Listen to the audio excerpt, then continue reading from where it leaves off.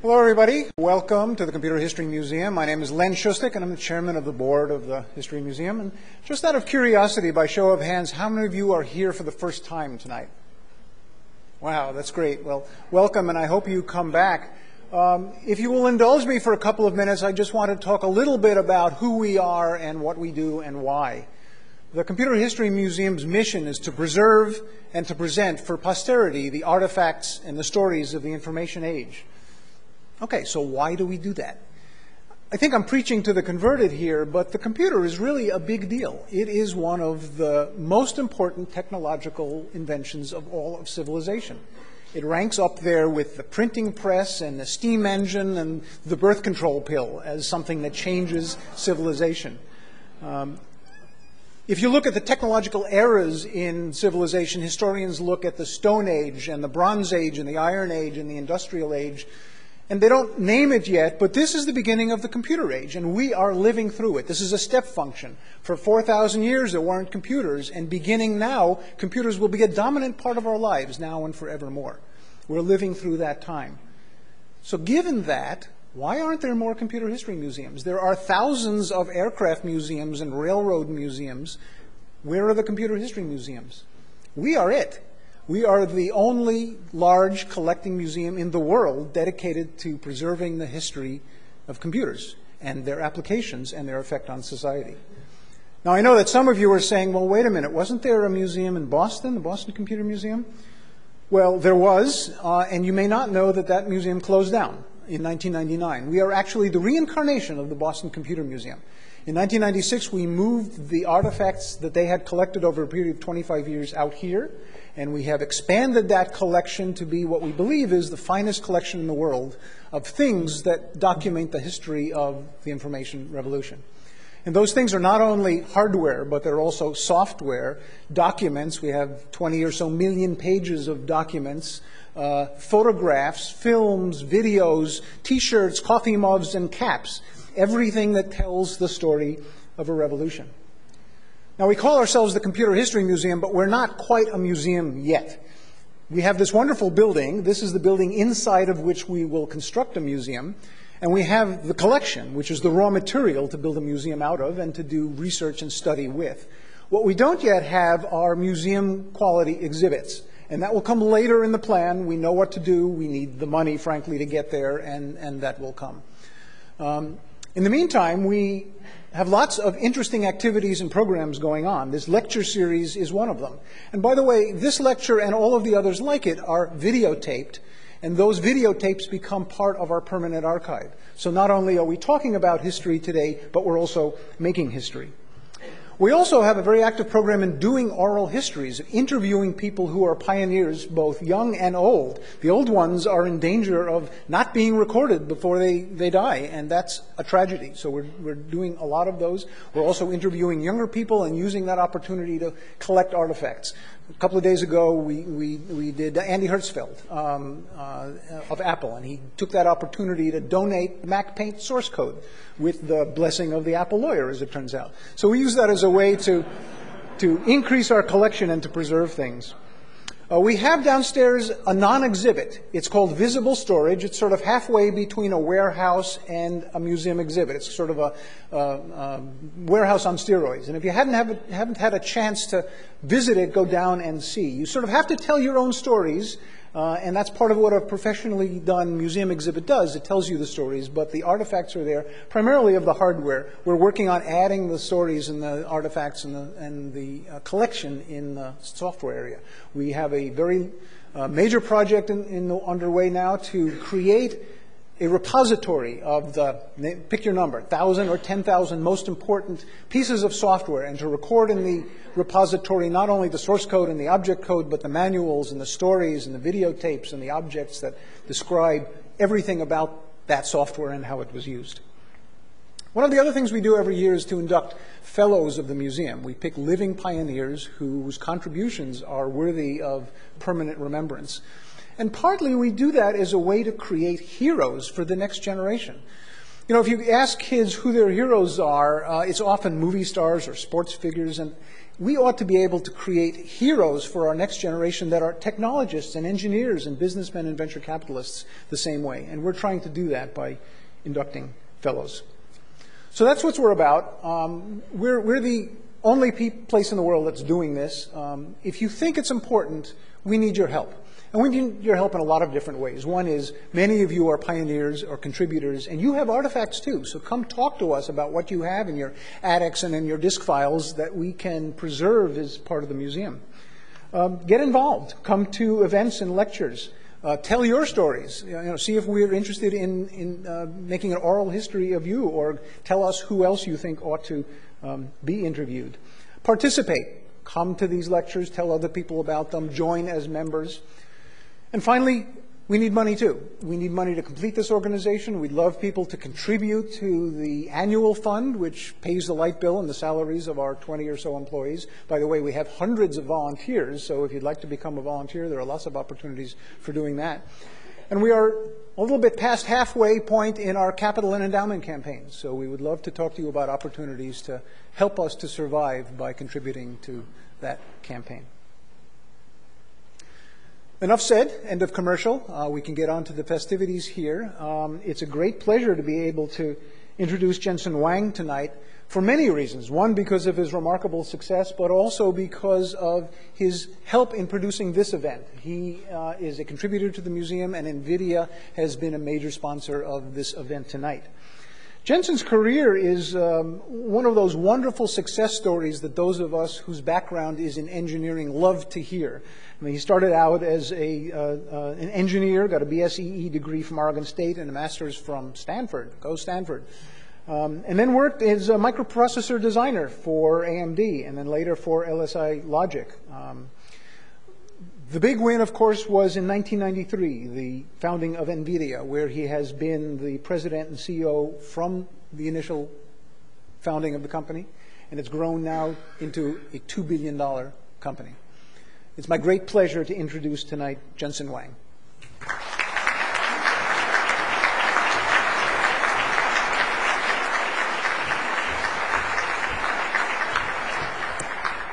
Thank you, Len, for that great introduction, and also for giving us the opportunity to participate at contributing to the Computer History Museum and in small part contributing to the computer history development. It's a great thrill for me to be here tonight for a couple of reasons. First of all, this is one of the most important industries in the world. It also happens to be the industry that I've dedicated my career to. The second reason is because of video games, the focus and the topic of our discussion tonight. I happen to grow up in the generation where video games was a good supplement or good alternative for dating. And when you're one of the members of the prestigious Computer and Science and Math Club,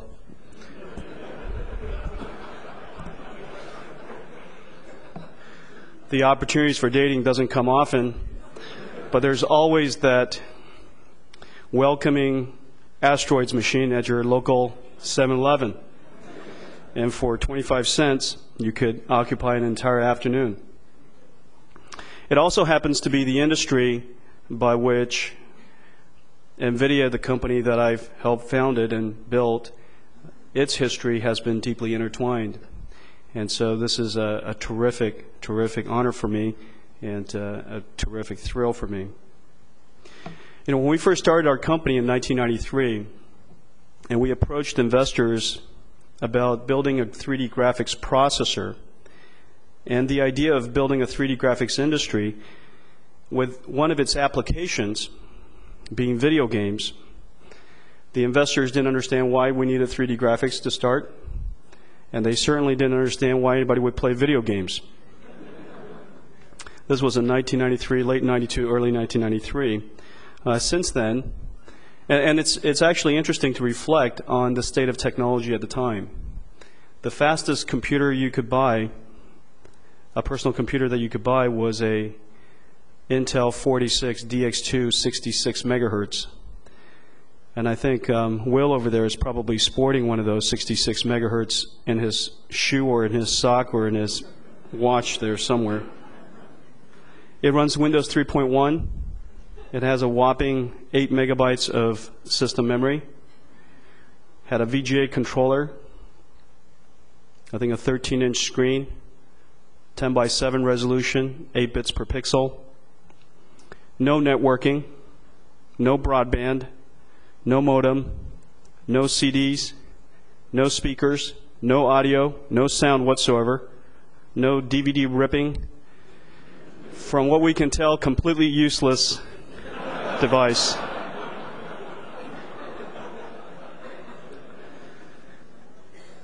But that was the beginning of our industry, and along with the three panelists today, it was the foundation by which we built a much larger industry. Today, the GPU industry, the GPU is actually a semiconductor category.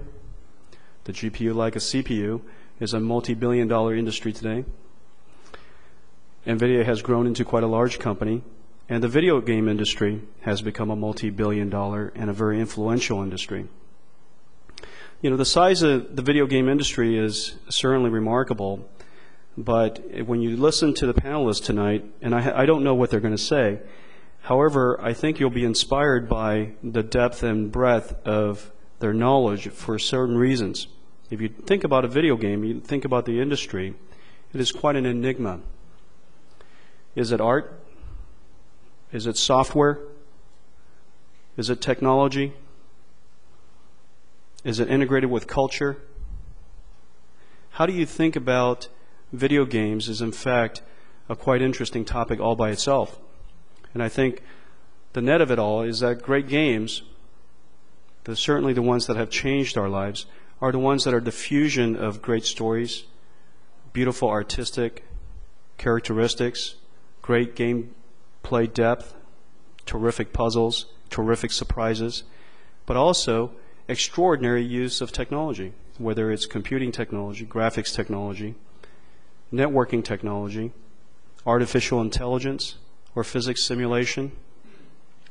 Or in the case of Will, and I love thinking about Will because when you think about The Sims, there are 34 million copies of the Sims franchise has been sold.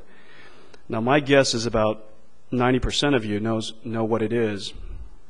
90% of you probably have played it.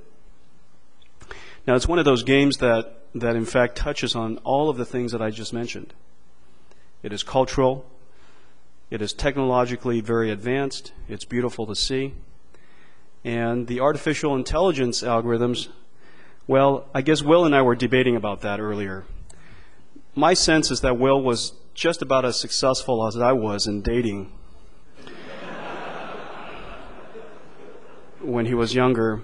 And my guess is that the algorithm of dating simulation can't be relied on.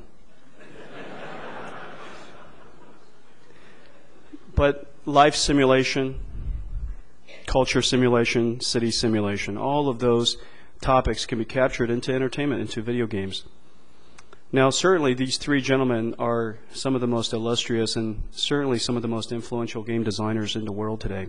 And they've contributed to build a monumental industry. Just to put it in perspective and think about some of the awesome statistics, 50% of Americans today play video games. 70% of our college students play video games. And nearly every single child today plays video games. It suggests that the influence of video games is still increasing. The scale of the business is remarkable. Many of you probably don't know this, but Madden football, in its first 3 weeks, grossed $100 million. Madden football 2004 grossed $100 million. Now put that in perspective. Seabiscuit, in its first 3 weeks, right about the same time, grossed $78 million. So this is large business. It's important business, we also believe. Now we also happen to believe that video games are good for you.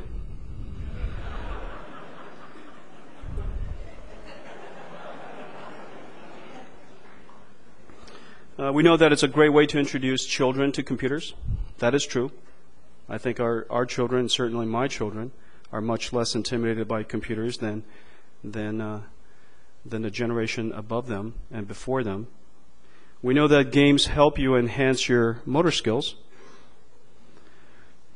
We know that games can certainly enhance your problem-solving capabilities. But here's a statistic that very few of you probably know. According to a recent research, U.S. doctors who spent at least 3 hours a week playing video games made about 37% fewer mistakes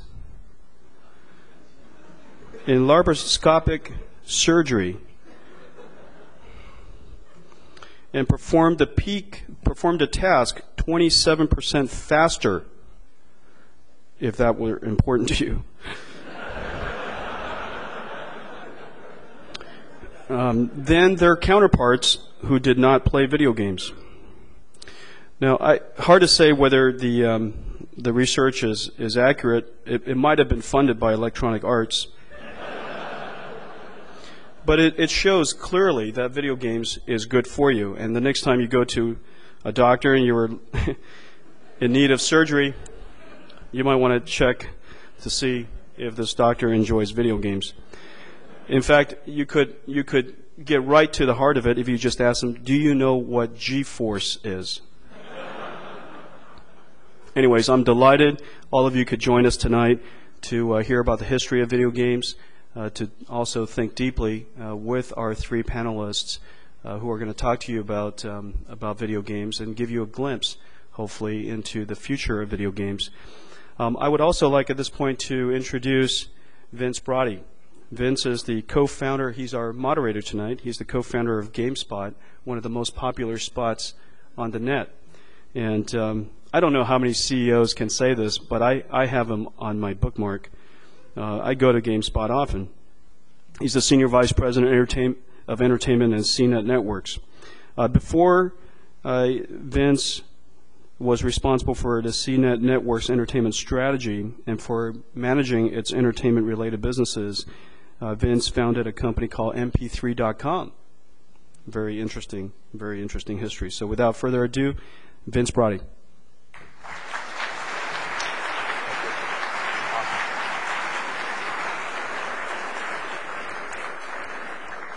Actually, I didn't found MP3.com in the traditional sense. I found it on my desk one day when CNET acquired it, and they said, figure out what to do with it, so check it out. My name is Vince Broady. I am a co-founder of GameSpot. For those of you who may not be familiar with GameSpot, it's a site on the internet that provides information about computer and video games. And so you could almost think of it a little bit as a museum of a sort for all the games that have been released across all the different platforms, really all across the globe since we started the site in 1996. And since we've been around for such a long time, we've really had the chance to chronicle in many ways the great work that has been done by the three gentlemen to my left. And I really encourage anyone that's interested in sort of learning more about the games and the history that these guys have made to come visit our site and check it out, because I think you'll be very impressed by the depth and quality of what you see. I'm just curious, how many people here played Myst? Okay, that's great. That's great. And how many people here played any one of the Prince of Persia games? All right, that's great. How many people finished either one of the games in either of those series? Wow, there are some dishonest people here. Well, actually, I want to say that I'm a gamer. I started out playing video games as a kid and in college. I became an editor at a magazine. I reviewed the original Myst when it came out. And I finished it. I also finished the Prince of Persia games. I keep trying to finish The Sims, but they just keep adding new levels or something, and so I have to keep playing it. But when I was thinking about tonight, about graphics, for me there was a certain turning point. I'm sure we'll address some of the big turning points that took place, but from the perspective that I was working in an online site that was providing information about games, one of the major turning points came in 1998 when a game came out from Nintendo which was called The Legend of Zelda: Ocarina of Time. And I don't know how many people here played that game or knew someone who did, but it was really beautiful. I mean, it was 3D, fast, stunning, well thought out, well executed. It was gorgeous. And as was our practice at the time, we posted 5 screenshots from that game up onto the website so that someone who was reading the review could, kind of like the back of the box, kind of see what was there. So we posted the screenshots, and the next day the guys came in, the editors, and they're like, this is incredible. We saw about 15,000 hits on those screenshots for Zelda yesterday, which was unthinkable at the time in terms of how much activity around those shots. I said, well, put up 5 more. And the next day they came in, they said, we had 25,000 hits on Zelda. I said, well, put up 5 more. And we eventually posted 1,000 screenshots of Zelda. And I can tell you that there are hundreds of people that looked at every single one of those screenshots. That was a turning point because that indicated that just on pure visual imagery alone, on artistic quality, to address the point earlier raised, alone, the images of games had finally kind of crossed a barrier. Another thing that happened at about the same time, and I'm sure he doesn't remember this, but I do, Riven was about to come out on the PC. It was the sequel to Myst. And of course, we as a kind of young website that was trying to compete with magazines had done our best to get screenshots of Riven up on the site. And we actually got the PR department, I guess it was a Broderbund at the time, a Red Orb maybe, I can't remember, to provide us with the shots, which we very proudly, the day before the game shipped, put up onto the website in all their high-res glory. And Rand called me to let me know what a travesty it was that these images of this game, which he and his brother had poured years of their life into, were now available for anyone to see without playing the game, right? And I said, and I felt terrible about it, and I listened like this, editorial integrity.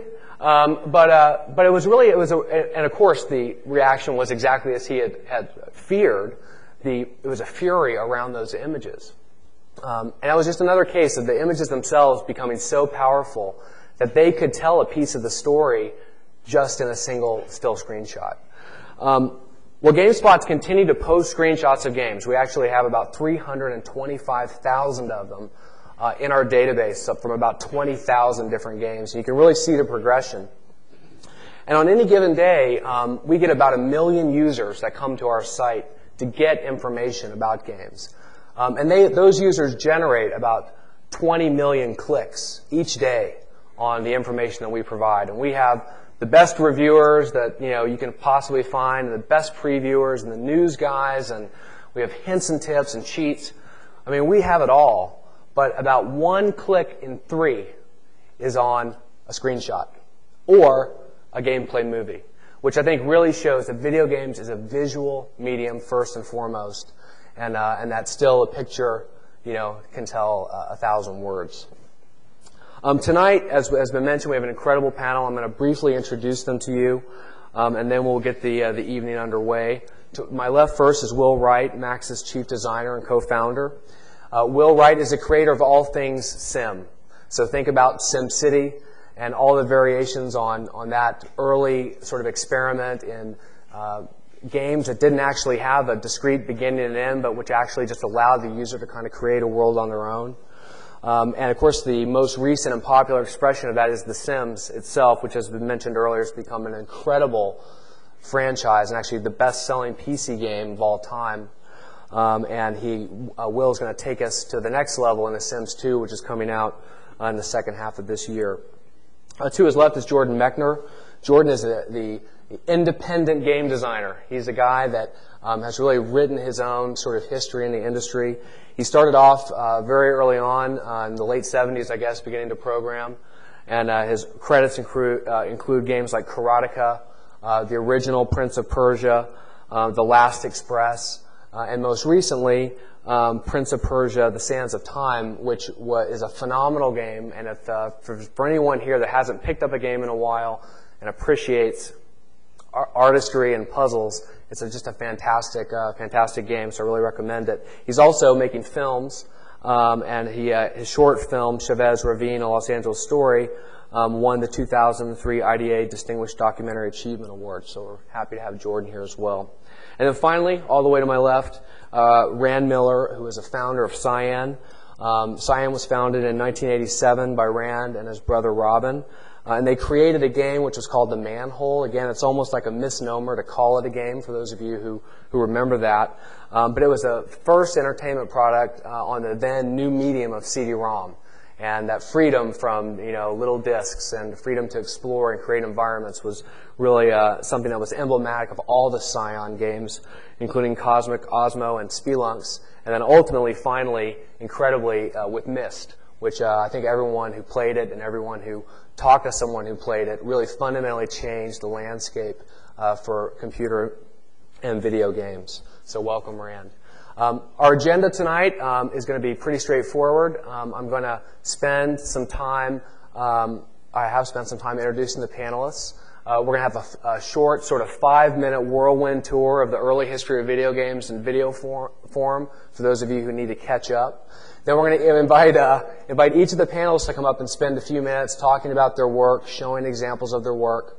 That will be followed by a Q&A up on the stage, and then the last 20 minutes are dedicated to the Q&A from the audience. So if you have a question that you've always wanted to ask, now is a great time to do it this evening. So thank you all for coming, and let's take a look at the history of video games.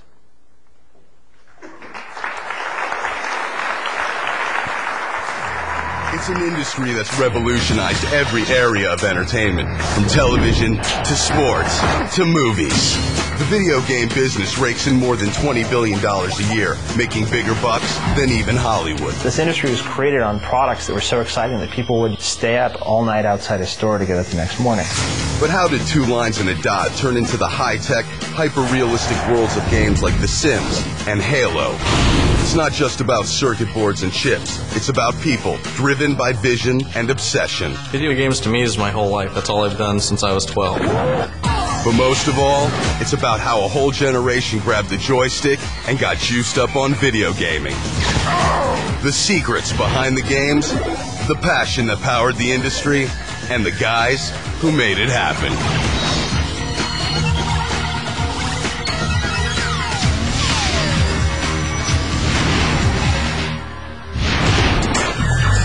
Video games.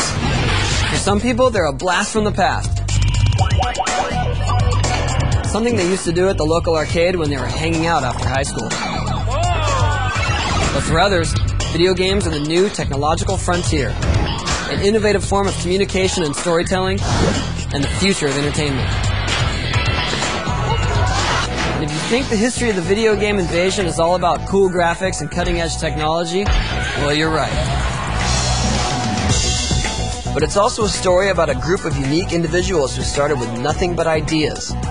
Guys who came out of their garages and ended up as power players in a multi-billion-dollar industry, who revolutionized entertainment and turned themselves into rock stars. And the first rock star of them all was this guy. This is Willie Higginbotham. He helped invent the nuclear bomb and the first computer game. The bomb looked like this. The game looked like this. A primitive version of tennis, it was just a dot moving back and forth on an oscilloscope screen. It showed up as a novelty exhibit at Brookhaven National Lab in 1958 and generated about as much excitement as this picture. Mortal Kombat it was not. Fast forward, 1961. Student and pioneering hacker Steve Russell, nickname Slug. He spent 6 months tapping into a $120,000 computer at MIT. End result, a punch card-driven video game called Space War. He was the one who conceived the idea of making a game that would be completely interactive. It was a game where there were 2 rockets, a game where Flash Gordon-style rockets that would fly around shooting each other with a sun in the middle that had some gravity. If it sucked you in, you got destroyed. Space War spread to universities around America on an early version of the internet. But would the average Joe spend $120,000 to own one? Slug figured, no way, and never patented the idea. He left MIT without graduating. jump to 1966. A little device called television had made it into almost every living room in America. It was a cultural phenomenon, but to Ralph Baer, Vice President of Engineering at electronics giant Sanders Associates, it was a business opportunity. The concept was this: 40 million TV sets out there in the U.S. alone. If I could hit 1% of that, that's 400,000, and attach some gadget to 400,000 sets, I got a business. Baer needed his play device to fit on a shelf. So that didn't give his little brown box much room for processing power. He wasn't doing much better than old Higgy, just 2 dots moving on a screen. No way this was going to set the world on fire. Then it hit him. A blockbuster breakthrough that would blow the roof off of home entertainment forever. 3 spots! The third spot became a ball that made it into a ping pong game or into a tennis game. Once we had that third ball going back and forth, we knew we had something. By 1971, Baer's bosses had patented the brown box and licensed it to television manufacturer Magnavox. Now called Odyssey, it began showing up at various trade fairs around the country. The Odyssey was the hit of the show, and I had a hard time not getting up from my seat and jumping up and down and saying, "That's my baby." And thanks to the vision of the guys behind the games, there's no limit to where they'll take us in the future. The video game invasion is just beginning.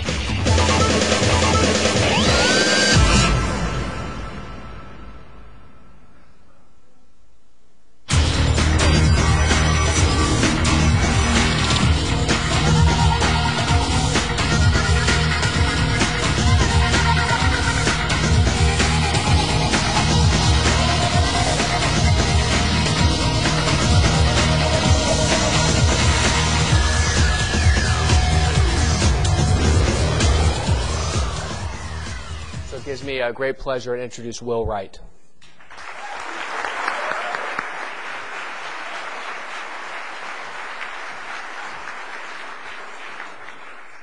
Hi, everybody. Let me see if I can get my computer to work here. I love computers. There we go. Good. Okay, so I was about 20 years old when I bought one of these infernal devices. As a kid, I tended to be kind of an obsessive kid, and I totally got into certain things for a few months at a time, but I'd never really experienced an obsession like I did with this machine.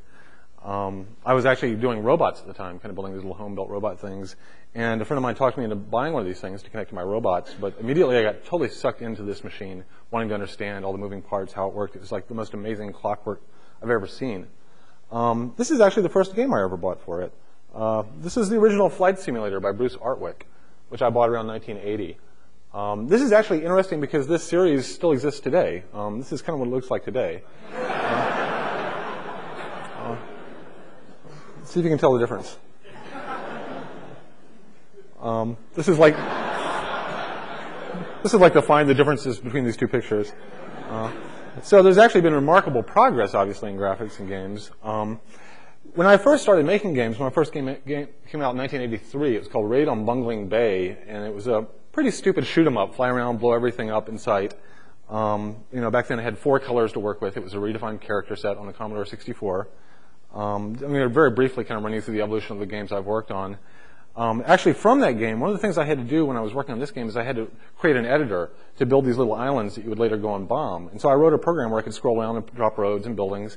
And that editor, actually, I found I was having more fun with the editor than I did blowing up the things. I had more fun building the islands than blowing them up. And so I took the editor after I finished that game and made SimCity out of it. Very similar graphics. This was actually way back on the Commodore 64, the very first version of SimCity that most people have never seen. Later, when the Mac and the Amiga came out, redid SimCity, added a whole other layer of simulation on top of it. Actually got to go up to like 16 colors instead of 4, which was a major advance. Then we did a few other kind of sim experiments. Everybody liked a city, so let's try a planet, Sim Earth. That seemed a little too big, so we went down to the ants and did Sim Ant. Then SimCity 2000, which felt like, a very different thing from SimCity, because we'd actually seen SimCity on the market for several years. There were all these things that I wanted to do, but the technology was holding us back from. But with SimCity 2000, we really were able to actually do things that felt more like 3D, add more layers to the game, add more complexity to the simulation. Then SimCopter, which almost like the Bungling Bay thing, I wanted to do a 3D game where I would take a city that I built in SimCity and then fly around in it in 3D and do like these rescue missions in a helicopter. So SimCopter was kind of an experiment, but almost the same thing where an editor, for the game came from one of my previous games. Then SimCity 3000, The Sims, which is more recent. SimCity 4 is one of the most recent version of SimCity.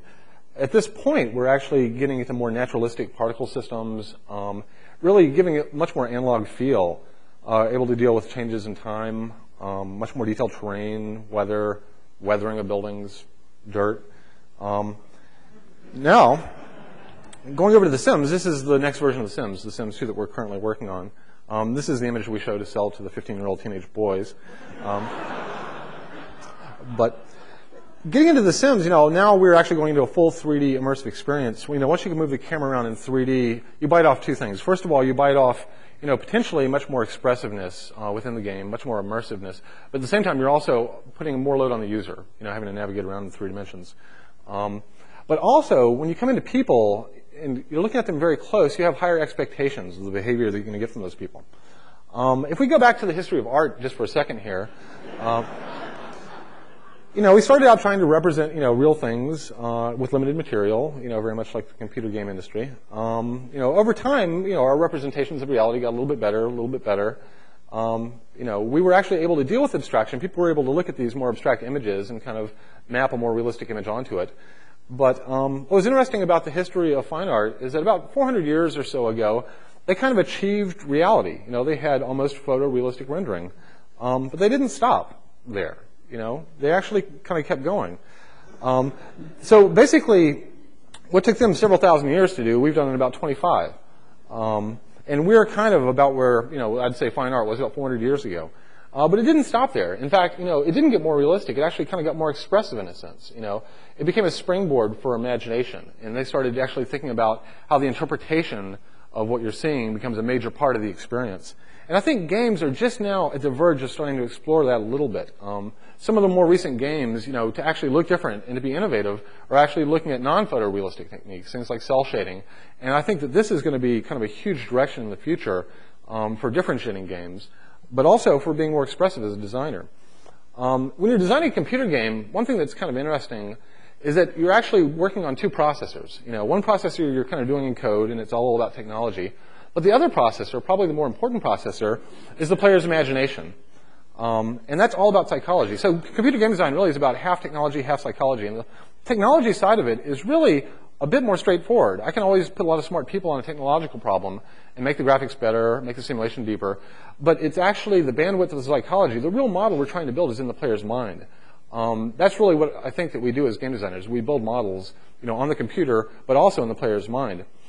This model isn't just on the computer. It even starts with a box. When you see a box, you actually start building a little simulation in your head of what that game is like. And you start running that simulation. If I show you a random box, you'll probably build a model, a very low-res model in your head of what that game might be like, what it would involve. And if it looks attractive to you, you might pick up the box and read about it and maybe even go buy it. So that's a level of control. I mean, there are a lot of different dimensions we can control the model that the player is building in their mind. Toy designers have discovered this long ago. The level of abstraction can really allow the kid to come in and their imagination gets a certain amount of kind of creative freedom within that toy. A really good book about this, by the way, is Understanding Comics. How many of you have read this book? I would just recommend it if you're interested in this stuff at all. We're very good at actually taking abstract images and then filling them out and completing the pattern. One of my favorite games from way back on the Apple II is this game called Choplifter. And basically, probably a lot of you played that, right? Okay. So what was amazing about this game, basically you fly this helicopter around, you rescue these little people that are being attacked by tanks, and if you rescue them, you bring them back to base and they get out, and they wave at you. And you feel so good. And it's like 30 white pixels doing this, that it actually can make you empathize with this little thing. And you're like, look, I saved that, And that is really the amazing thing to me about computer games is the fact that people are able to read so much empathy into 30 white pixels. Now, the games industry has been kind of characterized by this arms race, primarily in the graphic realm. The way we measure, kind of game performance is usually in terms of polygons or graphics in some dimension. This is actually a website I found. This is a graphics card on some German website that the guy was customizing. He was overclocking it and liquid cooling it. And, you know, I started thinking about this. You know, here you have something that's kind of high performance, flaky, and overheats. You know, what does that remind me of? And so, to me, games really are basically the the racing of the computer industry. Games are the things that have been pushing forward the technical progress almost, you know, for the entire computer industry. Because, you know, if you run a spreadsheet or do word processing, you certainly don't need a Pentium 3 or 4, you know, 3 gigahertz. You know, no way to do word processing, right? The only reason for that's games. So, and when we do games, we're actually, you know, this is actually a screenshot from a modern racing game. And, you know, we're really approaching photorealism. Now, this is interesting because with cars, you know, we can actually simulate physics pretty well, too. We have enough horsepower to do a pretty decent, you know, physics simulation of a car. But the hard part is when we start getting photorealistic people, the behavioral models, the AI we have for these things are nowhere near the level of the graphics. As you come in and they start having facial expressions, we can just exhibit so much more detail than we can actually simulate. So while our graphics kind of performance has increased maybe 100-fold, our behavioral AI, you know, side is still lagging way behind. So that is by far and away the weakest link in the chain. We're building this imaginary model in your head of these real characters having real interactions, and it's the weakest link where it's going to break. And right now, it is, you know, less and less becoming the graphics. So that's kind of one question I just wanted to kind of pose for the panel today. And the other one is that another major trend that we're seeing in games is that players are wanting to customize more and more of the experience. And this kind of drives us toward a different way of thinking about graphics. We want to actually do graphics at a lower level, more combinatoric things that the players can actually use as elements to create the worlds that they're experiencing. They don't want to be given just kind of a set-top world, and here's where you play, and here's the rail you're on. They want an open-ended experience where they actually have a big creative hand in the world. So I'm going to stop talking now.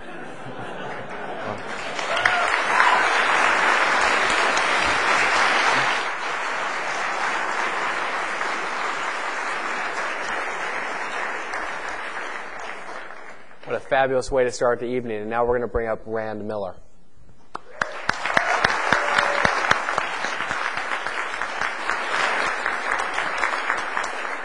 It's a good thing Will got us started because mine's a lot less than that. So we roll. I've got a DVD that basically just has a little bit of history of how we started. Some of the same stuff that Will showed, except stuff I've done. I think starting with the manhole, and some of this is to music. See if you can catch themes in this as we took, you know, our idea of interactivity, Robin and I, my brother and I, and built our worlds, you know, along a little bit different trail. If you guys could roll that manhole one, that'd be great. Cue the manhole.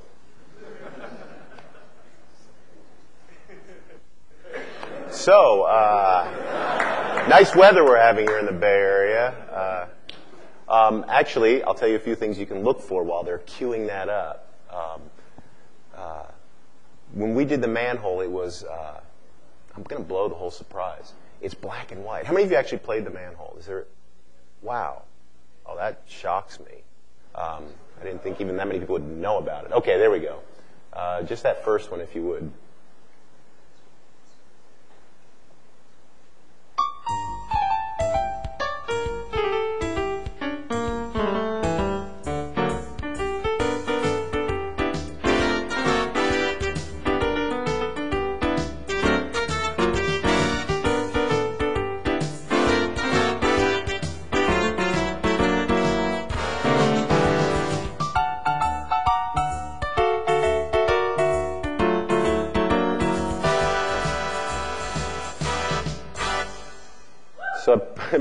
Probably that's not exactly how you remembered it if you played it. You probably had these great visions that Will was talking about of the imaginations in your mind, and those pictures were like, wait, I thought that was better than that.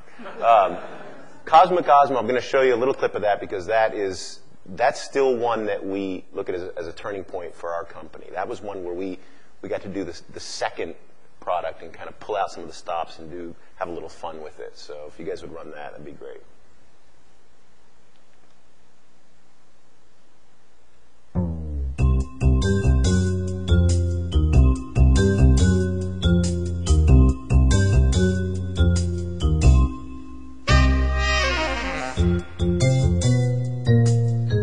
I'll talk over this a little bit. You'll notice that the graphics are still black and white, like what we learned in the manhole, but we've learned to make our dots better, our black dots better with the white. Still all hand-drawn, though, meticulously hand-drawn, insanely hand-drawn.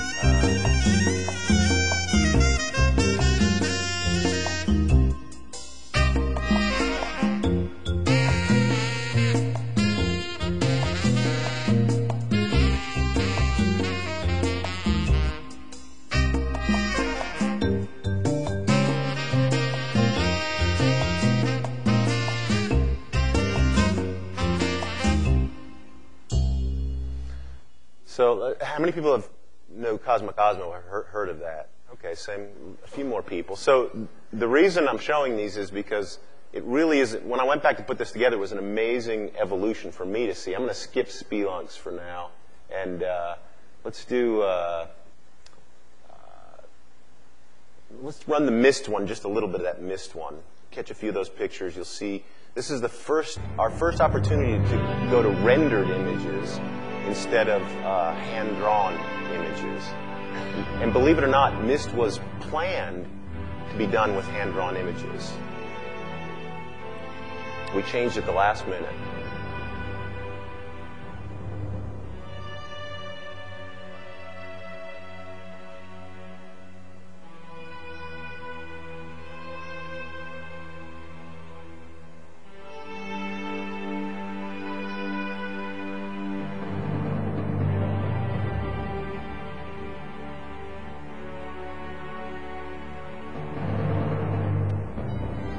So for those of you who didn't finish, there's a few shots in there you probably didn't see.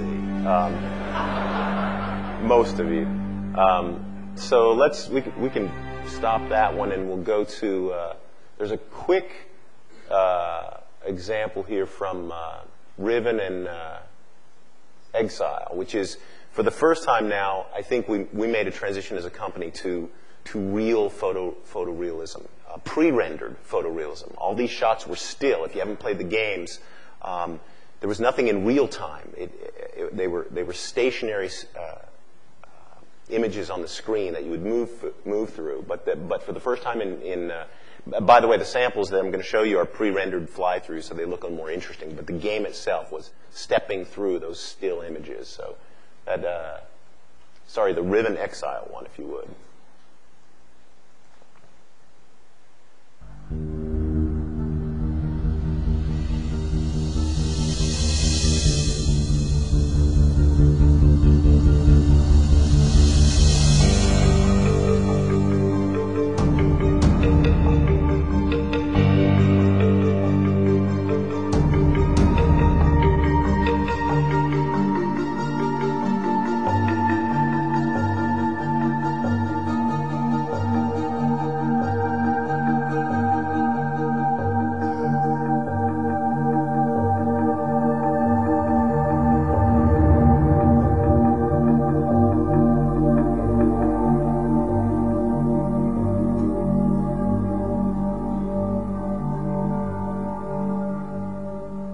Those images are, I mean, that looks like, Hollywood special effects. That's the kind of power we had, but it was still very flat to us in the sense that as you walk through the world, we'd only do one image at a time. Some of those images in Riven took us hours to do a single screen shot. So the next transition that was huge for us, and we'd been waiting for this, was a move to real-time 3D. If we could build these worlds and not do just flat screens, if we could actually flow through the worlds, it would make the world seem much more realistic. You'd go where you wanted, not the places we'd predefined. So Real Myst was our little experiment to take the original Myst worlds and do that with them. Now, Real Myst, we had to take it was an interesting problem for us. We had to take a step back in the graphics. You'll notice that in Real Myst, the graphics aren't as good as they were in Riven, but the images you'll see are in real time. Instead of 2 hours for an image, we're throwing up 30 frames per second at that point. So if you run the Real Myst, please.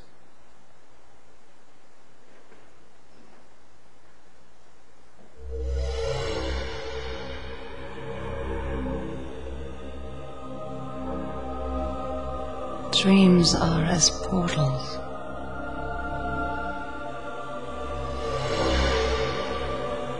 flat visions of misty places.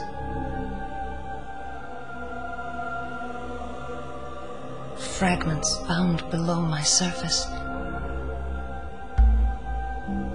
But I can write dreams.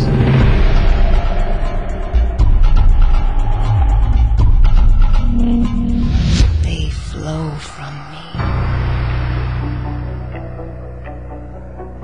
Inscribed yet now unbound.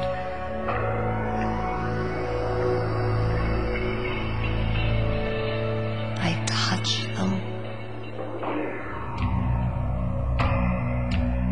And they are real. And they are real.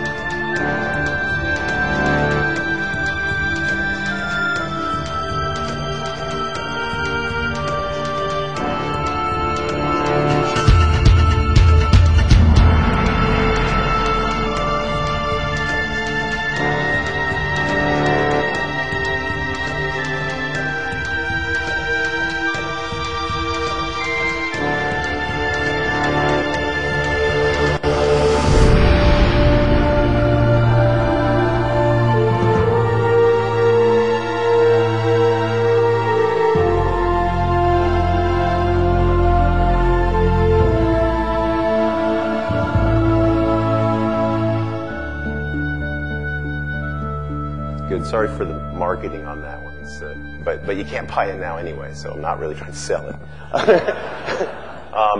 The last thing I'll show you, and it's just a wrap-up of what we're doing, and that is trying to push the real-time 3D further to build these worlds. And Uru was our last release.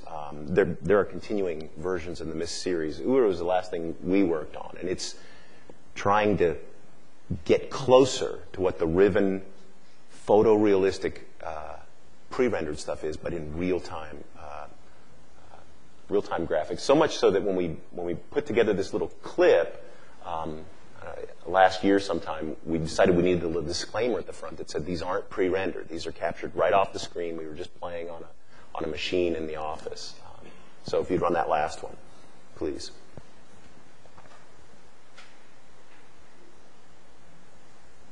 I left that in just because I thought it was interesting.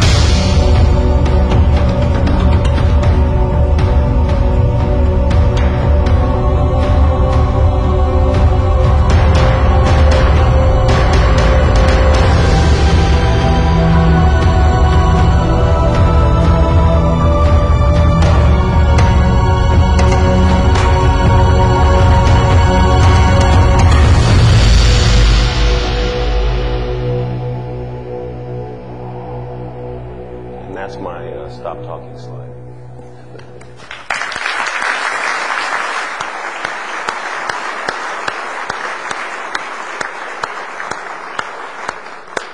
I'm sure many of you share the experience of, it's still so striking, the power of the images in the work of Cyan, and that notion of world building is just so well represented by the work that we just saw, and I really enjoyed that. And last but not least, we have Jordan Mechner, who's going to take us on a tour of his work.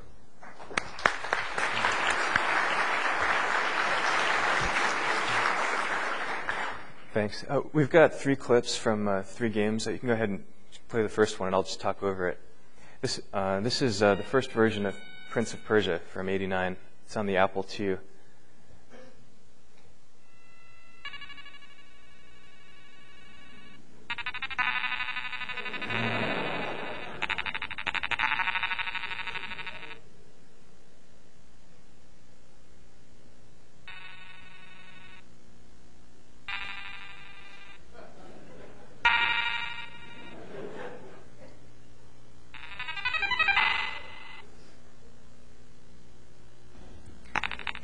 So the inspiration for this game was really old Hollywood swashbuckling adventure movies like Robin Hood and newer ones like Raiders of the Lost Ark. And as you can see, although the graphics capability of the Apple II was limited to just a few colors, the main challenge was to really get kind of lifelike motion. And I used a technique called rotoscoping. I videotaped my younger brother running and jumping, and then capture those images frame by frame. As you can see, it's a very schematic kind of cartoony look, but in the motion, you kind of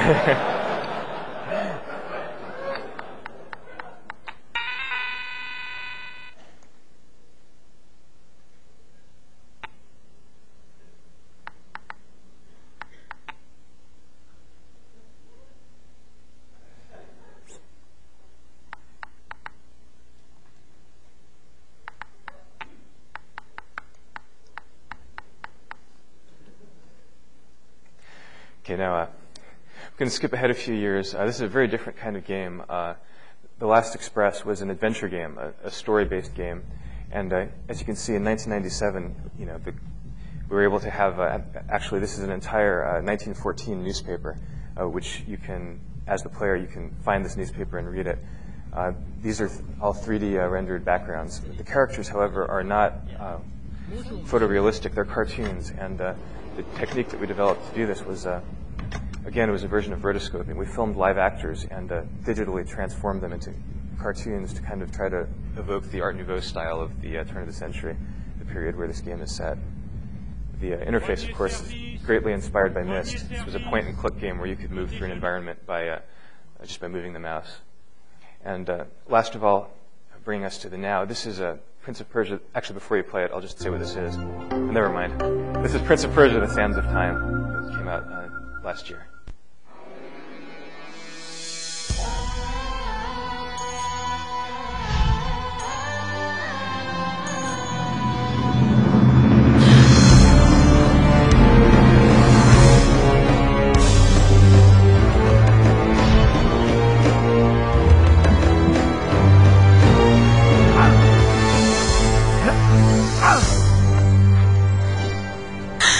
Do not be afraid. Inside the hourglass is a marvel no living man has seen. My friend.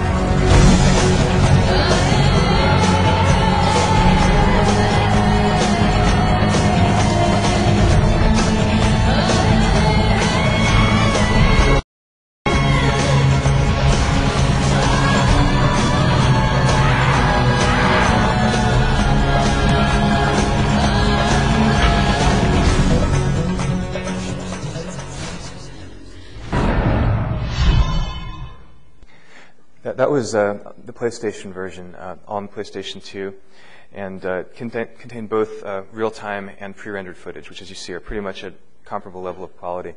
And that trailer actually was one I cut together on Final Cut Pro for purposes of selling the movie rights to Prince of Persia to Hollywood Studios. So it's trying to kind of present the cinematic potential of the game, thus bringing it back to the roots of the kind of movies that inspired Prince 1. So I'll stop talking now.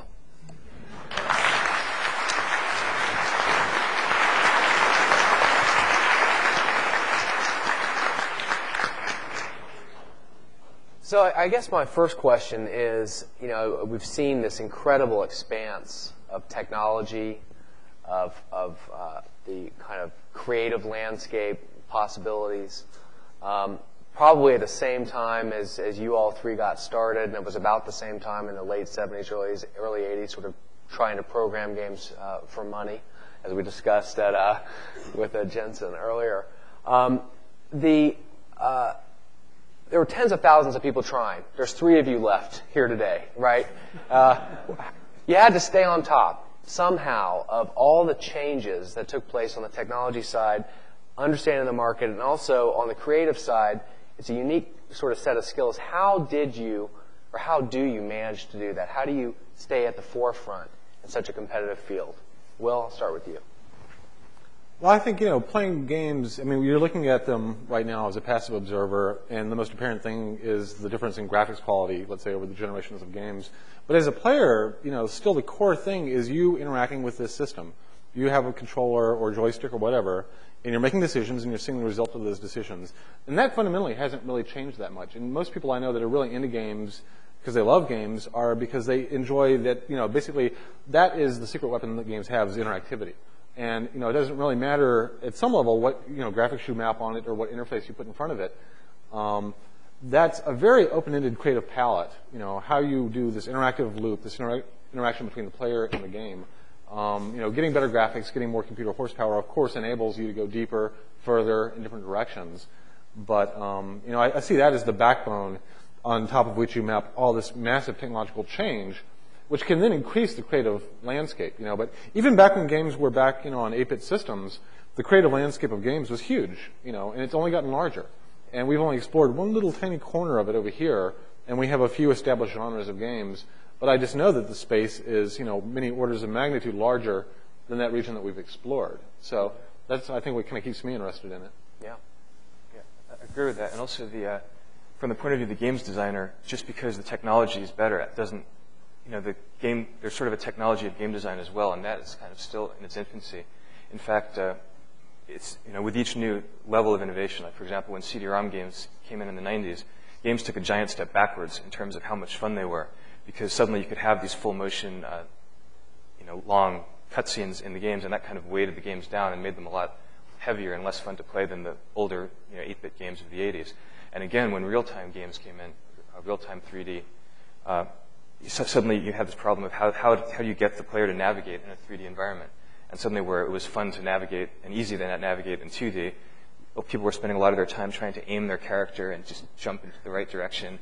And so it took a few years to kind of catch up with that. A good analogy might be with movies. Silent movies were really at a very high point of artistic expression, with camera work and lighting and so forth. And suddenly when the microphone came in, all the early movies from the sound era are, the camera's suddenly way back, the frames are very static, and everybody's like kind of, all the actors you can see, they're worried about making a noise that will ruin the scene. And it took movies a few years to kind of absorb that into their vocabulary as well. Rand? Yeah, it seems like there's a trend, like a lot of people who are still around are people who pulled themselves up by the bootstraps a bit. We were talking earlier, there's a lot of stuff I know that Robin and I did that we used the early stuff, the funding from the early stuff to move forward to the new stuff and to increase our skill level in this new medium, as we were going along. And it seems like we've all stayed in areas of expertise, in spite of the fact that the interactive entertainment is very diverse between the three of us. We've kind of stayed in our niches and gotten better at it as we went along. And maybe there's something to that. I'm not sure. Yeah. Speaking about that era of CD-ROMs and full motion video, I think the low point I remember was I was going to watch the making of a game, and I think it was Edward James Olmos was dressed up like as an Inca warrior, and he was saying, press here for help. And then they're like, okay, let's do it again. It's like, press here for help. And then, this went on for like a half an hour, and then there was like, oh, this is great work. And it was sort of that lack of, that lack of interactivity, and I think it's interesting, the pre-render, the sort of imagination that the pre-render showed, and the fight, the struggle to get to the point where you can actually do those things in real time is such an interesting point.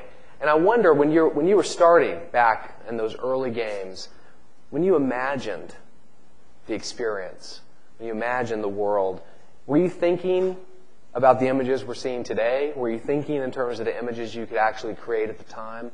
Can you describe that process of imagination and also balancing it with what was possible technologically, Rand? Yeah, it's a great question, because from our point of view, and I guess, to what Will said, it started in our heads. And so it's, you're trying to take something out of our heads, put it on paper, document it, write it up, and then put it back into a form where you can deliver it so that the people are getting as close to what was in your head as possible. So in that regard, I don't think it matches quite what was in our heads originally, but the real Myst was actually an attempt to go there. I mean, when we designed Myst, we never thought of static screens. We were thinking we're flowing through this world. This world is real. And it messes up your design sometimes doing that, because to this very day, I go through a week of design and we come back, okay, good, that's all done, that's great. And somebody comes back to me and goes, well, okay, but wait, did you think about the camera and this, and it's got to move here? It's like, oh, man. So it's not quite meeting what's in our heads, but it's getting closer, at least from my point of view. I think, for me, I think very visually in a lot of ways, but when I think about games, when I have a vision in my head of the game I want to play, it's not a graphic vision, it's an interactive vision. I have a sense of the possibility space I want to navigate as a player, which again is kind of independent of the implementation to some degree. I remember the first time I played Myst, actually, which I loved. But, the whole time I was playing it, the one thing that kept coming back to my head is, boy, I wish I could have designed this world. I wish, I thought that, Rob and Rand had a great time, must have had a great time designing that world, because it was such an inventive, creative place. And I wanted the game to be that malleable. I wanted to be as interactive enough to where I could go start designing my own buildings in that landscape. And so I think, usually I tend to think in terms of how malleable, how open-ended is the possibility space, and that's the actual thing I'm sculpting as a game designer. On top of that, then I'll say, okay, what's the appropriate graphic representation of that? And that's when it starts to res in my mind as to what the thing might actually look like. But I actually, in design, think of it as a more abstract system, as a big pile of clay, and what can the designer, do with that clay? And then how much am I going to leave unfinished for the player to go in and manipulate? I really enjoy games where I can be creative, and I try to make games that allow players to be creative as well. Right. Did the sands of time reflect what you were thinking in your head when you did the original Prince of Persia? No, when I did Prince 1, I could never have imagined that games would ever look that good. In fact, if I remember right, my biggest worry was that computer games were a fad that was soon going to end. I was worried that I wouldn't be able to finish the game in time. Could have been like Rubik's Cube. Right. Well, it might be interesting. It would be interesting for me what goes into the images that we've seen. I mean, obviously we know you all are not drawing and coding and doing all the things necessary to bring these images to life. Well, what are the creative teams that are sort of behind the current sort of state of games? How many people are working on these things? For how long? Can you describe a little bit about what's behind the scenes from what we've seen tonight? I think that's been the biggest change in the industry from my point of view. I mean, I think we were talking all earlier, and the very first game that probably all of us did, we were the programmer, the artist, the writer, the box copy, manual, everything. It was one person. Nowadays, for The Sims 2, for instance, we have we don't even know how many people we have on it. It's over 100. We have 17 animators, on it. It's just remarkable. And, a lot of that explosion has come on the content side. Yeah. The programming side has gotten more complex, and that's expanded, but nowhere near as fast. as the art content and sound content. So, it's such a totally different endeavor than it was 20 years ago to make a game. Yeah. How about, to bring Uru to life? How many people? How much time? I don't even want to think about it. It's sorry. Yeah, it's a monumental undertaking. It's half the battle is just finishing at this point. Honestly, there's a lot of people working a lot of long hours. This is a crazy industry. I don't know of another industry. I'm sure I just don't know of it, but where so many people are working so hard to get things done on a deadline and wrap it up and all these long hours, and then let's roll over to the next one and do it again. And back in the garage days, for example, right before Myst sold a lot of copies, but prior to that, if we sold 100,000 copies of a game, we were, that's huge. Well, those numbers are still, applicable today. 100,000 is not, it's not great, but it's okay. It's a decent game. But instead of costing, a couple 100,000 or less to do, now it's, 5 million to do a game, and you've got a team of 50 people doing it. And so it's a logistical nightmare that, to some extent, I'm glad we've taken a piece at a time, or I don't know how to just throw together a team to do it. Any comments from you on this change? And kind of, I guess, it's going to be familiar territory if you are doing films. You'll probably have to deal with some of these same issues. Yeah, I think the creative feeling and the pressure and the hours of video game production are a lot like a film production. But one big difference is that a video game takes 2-3 years, and a film production takes a couple of months. And people spend a lot of downtime in between projects. So yeah, it's... part of the reason we're here tonight is to celebrate your work. Part of the reason we're here is to celebrate computer graphics and and computer games and video games. If you were to look back and remember some of the moments, I alluded to Zelda for myself earlier, turning points, great memories, things that either sent a shiver down your spine or a tingle in your hands, or just what were the big moments for you that you remember? In terms of graphics and computer games. And Jordan, you want to take it first? Actually, Will just showed that scene from Choplifter, which that was a big turning point for me. Up until then, I'd been struggling to try to make a game that would be good enough that I could sell. And I was in high school, and all my games were copies, rip-offs of arcade games. As some of our previous speakers mentioned, I was in high school, I was not dating, and I was spending a lot of time putting quarters into Asteroids machine at the local pizza parlor. And so my first serious, big, took maybe a year to do, and it was in machine language. It was an exact copy of Asteroids with down to, the individual rocks had the same shapes as the rocks in the coin-out game. And so I finished that. I was very disappointed to find that I couldn't find a publisher for it because Atari had begun to threaten publishers that were selling unauthorized copies of their games. So I did another game that was like one step removed from Asteroids. It was called Death Bounce. And the difference was that instead of rocks, you had round colored balls, and instead of wrapping around the edges of the screen, they bounced. And you were still in a triangular spaceship trying to shoot them all. And I sent this to Doug Carlston at Broady Software, who's in the audience today. And Doug very kindly, they turned down this project, but Doug called me to say that he thought that the industry was taking a kind of a different direction, and that triangles shooting at circles was no longer the absolute cutting edge. And so he sent me a copy of Broderman's latest game, Choplifter, and I was blown away by those little guys that waved. First of all, because they were human, because of the emotion and the storytelling that was in that. You actually felt guilty when I squashed them with my rotor blades. And but the other thing was that this Choplifter didn't have the structure of an arcade game.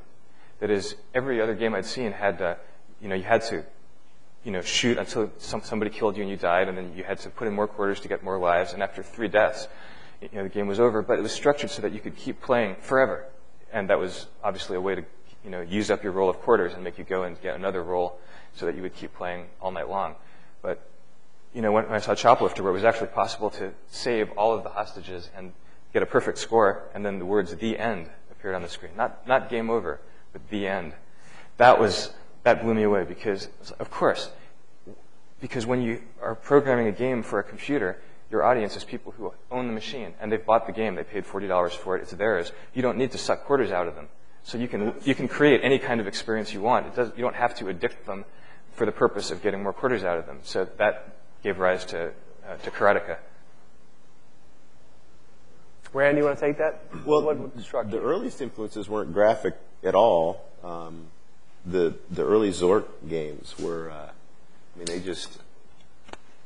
they made me feel like I was someplace. It was, all imagination to some extent. It was all built in my head, but it built worlds that seemed like they were somewhere. So much so that I remember having a conversation with people the next day who were playing at the same time, going, "Oh yeah, I went down this place," and and then describing the story of what I had done, and people overhearing it saying, "What are you talking about?" But it was that real, and I think if I had to pick out other particular aspects of graphics, these are going to seem odd, but Battlezone, once again, really raw graphics, but it felt that 3D was enamoring to me. That real-time 3D was enamoring. Vector graphics or not, it seemed like a place I could drive around and explore. And then one that kind of shocked me, maybe I'd grown complacent, was Mario 3D. Because if somebody had asked me if you could do that, or let's build a real-time 3D of the camera that moves around, the guy would go, "No, that's too hard," and so it shocked me. But it's like people can do that. Don't set the bar too low. Will? I think one of my big inspirations was actually Mac Paint. I love the interface of that and the fact that it felt like you were dealing with something tangible. And in fact, I roughly mirrored that in the original SimCity. Basically you had a tool palette, and I treated the landscape as the painting surface, and all the the road building, zoning as painting tools, because it felt like it was such a natural metaphor for people to kind of come into it. And it also kind of told you it was an open-ended creative experience, and the rough metaphor was a paint program. Myst, actually, I mean not Myst, Manhole. I remember having a really deep impact on me. I had a daughter that was like the perfect age for the game, and so when you were showing those clips, I remembered that I remember almost every line in that game, every little rhyme I can recite to you right now if you want to hear it, but I'll spare you that. But there was one particular spot in Manhole where you come up and it's nighttime and the crickets are chirping and it has the ambience of this warm summer night, and it was amazing. This is black and white graphics, and the sound effects were carrying at least half the experience. And most of the screen you were like in a dark forest, but the sound effects were so evocative and the graphics were just enough to support that I could really close my eyes even and imagine myself being there. And I was amazed at how powerful that was in terms of a very kind of simple amount of presentation that was being sent to me, but it was evoking this kind of deep, almost emotional feeling of being a kid, out in the woods, on a warm summer night. Wolfenstein 3D, I think, was one of the first games that really scared me. And that's how I felt about Doom. Doom was, pretty close. Walking around the corner, all of a sudden the guys are, you drop the mouse around the room. Especially if you turn the lights down in the room when you're playing it. More recently, Zelda Wind Waker, which is I showed the slide from earlier. I've been very intrigued with that game. If you see screenshots of it, it doesn't do it justice. You look, it looks like a cartoon when you see static screenshots. When you're playing it, though, the artistic expression of the graphics is utterly amazing. The way smoke and waves and all the environmental effects work in the game are almost like woodblock prints. And so it's like he took, Miyamoto-san took a 3D world and then kind of reinterpreted it with a very artistic flair rather than trying to replicate the physics of a camera. And I found that very inspirational in terms of where graphics can go from photorealism. Yeah, I think those are all great examples. One other one I would mention that struck me was the original Sega NFL 2K football game, which I don't know how many people had this experience at the squint test, where if you just squinted and you watched the players walking around the screen, you saw them break the huddle and pat each other on the butt as they walked back. I mean, it was just almost real. And I think that was the first time I really felt like we were going to get there. Or really believed it could actually happen, that we could have, games that approached I true didn't realize photorealism. other people did the squint test. Yeah, I know. Wow. Okay, I feel more you normal almost look now. real right now. Yeah. But I think that issue of photorealism, which you alluded to in your presentation, about what happens once you achieve reality. And I remember, I think it was Claude Leglise at Intel talking in the mid-'90s, and they had actually Intel, and they probably someone here knows the resolution and optical sort of definition of the color depth and pixel depth of human vision. He was talking about, we're going to get there. And it seems like now we actually can not only are going to get there theoretically someday, but we're really going to get there soon. What happens, in your opinion, you kind of talked about it, but what do you all think about this post-photorealistic era that we're about to enter? How is it going to change the way that you think about games and design games? It seems like movies have had photorealism for quite a while, and you still have bad movies. I'm not sure I equate photorealism with a good game. I think it's a very powerful tool, in the palette of things that a game designer might want to use.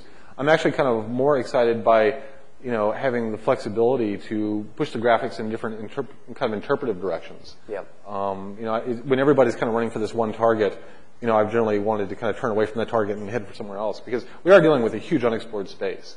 And up to now, photorealism, has seemed like this major attractor in the space, and I think at some point we're going to realize it's a local, maxima, and that there are possibly other more interesting things we can do with graphics that will still require probably a lot of graphics processing and power.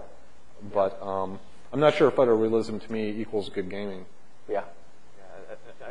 I'd say it doesn't equal good games, and it actually makes it harder by bringing all the other aspects into sharp relief. Like the example that Will gave. If you've got a character who looks almost photorealistic, but he's behaving, like a wooden automaton, that's kind of creepy. It's better to have a character that looks like a cartoon, because then his behavior seems lifelike, by comparison. Well, I think photorealism makes great games. Okay. Yes. Just kidding.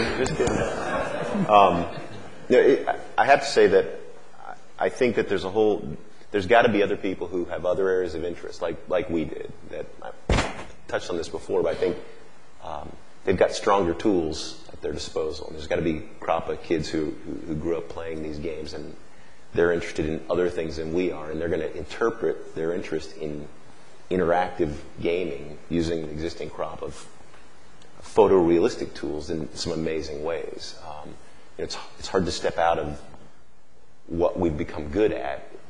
Maybe a whole other group of people will use the tools in a different way. Yeah. It's interesting to me because the story you told. I mean, I started remembering it. When you brought it up, I hadn't up to that point. Sorry, didn't mean to scream. That's better actually. But we talk about this often. In our game, the reward is the photorealistic graphics. I mean, the game design. People are entertained in a lot of different ways. But and we always talk about game systems, but even in normal life, there's everything from football to to movies to blackjack to magicians, and a lot of different ways to be entertained. But part of what we've done is making those photorealistic images part of the reward of playing our game. It's not so when you see them, it's always been a touchy situation with marketing departments. Every publisher we've worked with is, we got to show images. We're like, no, because they have to wonder what's around the next corner. We use those as our carrot. Right. So it's a little more. We rely on that maybe a little bit more than other people who have game systems that are more intricate. Yeah. Well, like with what you do, it's almost like there's a surrealist dimension to it, that because it's rendered photorealistically, but yet it's this surreal environment. I mean, you're going off in a different creative direction, and the photorealistic rendering is actually supporting the environment and making it even seem more surreal. Yeah, I mean, you really bypassed the photorealistic trap I was talking about, too, as first by having the environments be so artistically expressive, but also because the focus is on the environment. It's not on people. Yeah. I actually agree. I was not serious about the photorealism. Makes great stuff. But, but we do, I mean, we have tried to one of the things we've always fought with is trying to build interesting things using the tool not just to build photos. And I think that's what Will was getting at, is if you're just going to make photos, who cares? But if you've got this tool at your disposal, use it creatively, either in the things that you build or in what you're saying now, even in some it's like a jazz music comparison. I mean, you start to play with those photorealistic renderings in ways that now that you're good at it, in ways that people are unexpected. So maybe realism is almost more of a benchmark. It's something that we can always kind of measure our performance against and kind of use that as the starting point for the creative expression. Right. And over the years, we've seen kind of the slow ratcheting of that benchmark. Yeah, I mean, I think we're still shooting for for true photorealism in real time.